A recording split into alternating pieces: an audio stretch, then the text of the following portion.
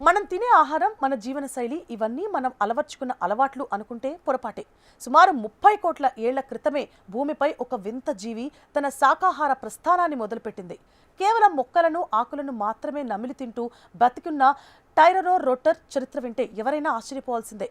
కెనడాలో దొరికిన ఒక చిన్న పుర్రె కోట్లాది ఏళ్ల నాటి జీవ పరిణామ క్రమ రహస్యాలను ఎలా బయటపెట్టిందో ఇప్పుడు తెలుసుకుందాం. జీవ పరిణామ క్రమంలో సరికొత్త అధ్యాయం ఇది.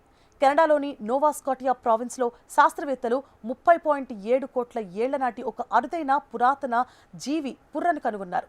ఈ జీవిని భూమిపై నివసించిన అత్యంత పురాతన శాకాహార జంతువులలో ఒకటిగా పరిశోధకులు గుర్తించారు. ఈ ఆవిష్కరణ జీవ పరిణామ క్రమంలో సరికొత్త అధ్యయనానికి తెరలేపింది. టైరనోరోటర్లు మాంసాహారులుగానే ఉండేవని ఇప్పటి వరకు శాస్త్రవేత్తలు భావిస్తూ వచ్చారు. టైరనోరోపట్ హెబర్టీగా పిలిచే ఈ జంతువులు మిలియన్ల ఏళ్ల ముందే మొక్కలను తినడం ప్రారంభించాయని స్పష్టమైంది. ఇక భూమిపై శాకాహార జీవుల ఆధిపత్యం, పర్యావరణ వ్యవస్థపై కూడా ప్రచురితమైన నేచర్ ఎకాలజీ అండ్ ఎవల్యూషన్ జర్నల్లో ఈ పరిశోధనకు సంబంధించిన వివరాలు కూడా ఉన్నాయి.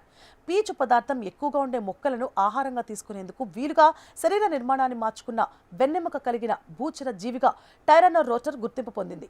షికాగోలోని ఫీల్డ్ మ్యూజియంకు చెందిన పాలియాంటాలజిస్ట్ అర్జన్ మార్ష్ అభిప్రాయం ప్రకారం ఈ ఆవిష్కరణ భూమిపై శాకాహార జీవుల ఆధిపత్యం ఎంత పురాతనమైనదో తెలియజేస్తుంది. నేటి ఆధునిక పర్యావరణ వ్యవస్థకు పునాదులు కోట్లాది ఏళ్ల క్రితమే పడ్డాయని ఈ శిలాజం నిరూపిస్తోంది. ఒట్టావాలోని కారెటన్ యూనివర్సిటీకి చెందిన హిల్లరీ మ్యాడెన్ వివరణ ప్రకారం ఈ జీవి సుమారు ఒక ఫుట్బాల్ పరిణామంలో ఉండేది. దీని శరీర నిర్మాణం చాలా విచిత్రంగా, పటిష్టంగా ఉండడమే కాకుండా భూమిపై నివసించడానికి అనువైన లక్షణాలను కలిగి ఉండేది. మొక్కలను కోయడానికి ప్రత్యేకమైన ముక్కు ఉండడం దీని ప్రత్యేకత. ఈ విలక్షణమైన ఆకారం వల్ల నేలపై ఉండే చిన్న చిన్న మొక్కలను సులభంగా కోయడానికి దీనికి వీలయ్యేది. ఆహార సేకరణలో ఇతర జీవుల కంటే ఇది భిన్నమైన నైపుణ్యాన్ని ప్రదర్శించేదని పరిశోధకులు భావిస్తున్నారు.